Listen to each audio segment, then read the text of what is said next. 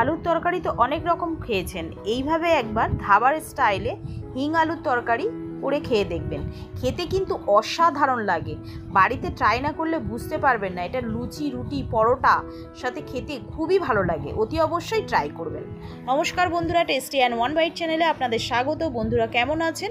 আশা করি বন্ধুরা ভালো আছেন। আজকে যে রেসিপিটা নিয়ে এসেছি হিং আলুর তরকারি রেসিপি ধাবা স্টাইলে।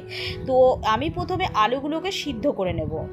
তো যে সকল বন্ধুরা নতুন ভিডিওটাকে দেখছেন তারা অতি অবশ্যই একটি লাইক, একটি সাবস্ক্রাইব করে চ্যানেলটির পাশে থাকবেন, আর তার সঙ্গে ভিডিওটাকে বেশি বেশি করে শেয়ার করে দেবেন।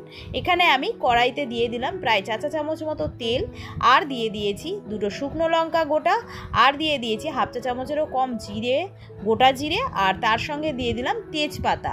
2 তেজপাতাকে টুকরো টুকরো করে নিয়ে দিয়ে দিলাম। দিয়ে ভালো করে নাড়াচাড়া করে নিয়ে যে আলুগুলোকে সিদ্ধ করে রেখেছিলাম সেগুলো হাতের সাহায্যে এইভাবে আমি ভেঙে ভেঙে দিয়ে দিচ্ছি।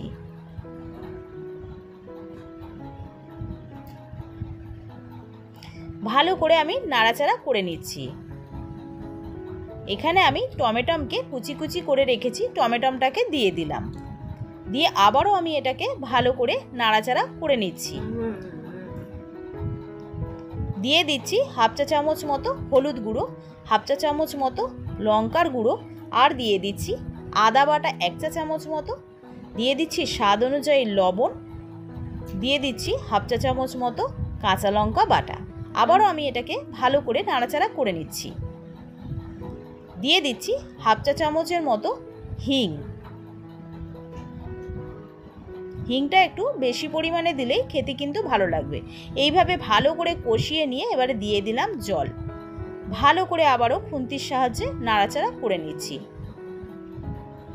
ফুটে গেলে দিয়ে দেব 1/2 চা চামচেরও কম গরম মশলা গুঁড়ো, আর কাসুরি মেথিগুলোকে আমি নিয়েছি প্রায় 2 মুঠি মতো। ভালো করে হাতের সাহায্যে স্ক্র্যাচ করে নিয়ে ছিঁড়ে ছিঁড়ে নিয়ে এর মধ্যে দিয়ে দিলাম। দিয়ে দিচ্ছি অল্প পরিমাণে চিনি। ভালো করে নাড়াচাড়া করে নামিয়ে নিলেই রেডি ধাবা স্টাইলে আলুর তরকারির রেসিপি। এইভাবে অতি অবশ্যই বাড়িতে ট্রাই করবেন, খেতে কিন্তু অসাধারণ লাগে। তো বন্ধুরা, যদি ভিডিওটা ভালো লাগে তাহলে অতি অবশ্যই একটি লাইক, একটি সাবস্ক্রাইব করে চ্যানেলটির পাশে থাকবেন, আর তার সঙ্গে বেল আইকনটা প্রেস করতে ভুলবেন না। বেল আইকনটা প্রেস করলে সবার আগে নোটিফিকেশন আপনাদের কাছে পৌঁছে যাবে আমি যে নিত্যদিন ভিডিওগুলো ছাড়ি। কমেন্ট করে জানাবেন রেসিপিটা কেমন লাগলো, আর ভিডিওটাকে বেশি বেশি করে শেয়ার করে দেবেন। আমি আজকে এটা রুটির সাথে সার্ভ করেছি। আপনারা চাইলে এটাকে পরোটা বা লুচির সাথেও খেতে পারেন, খেতে কিন্তু অসাধারণ লাগে। অতি অবশ্যই বাড়িতে একবার ট্রাই করবেন। আবারও আমি একটা নতুন রেসিপি নিয়ে হাজির হব। ততক্ষণ বন্ধুরা আপনারা সুস্থ থাকবেন, ভালো থাকবেন। আজকের মতো এইটুকানি। ধন্যবাদ বন্ধুরা।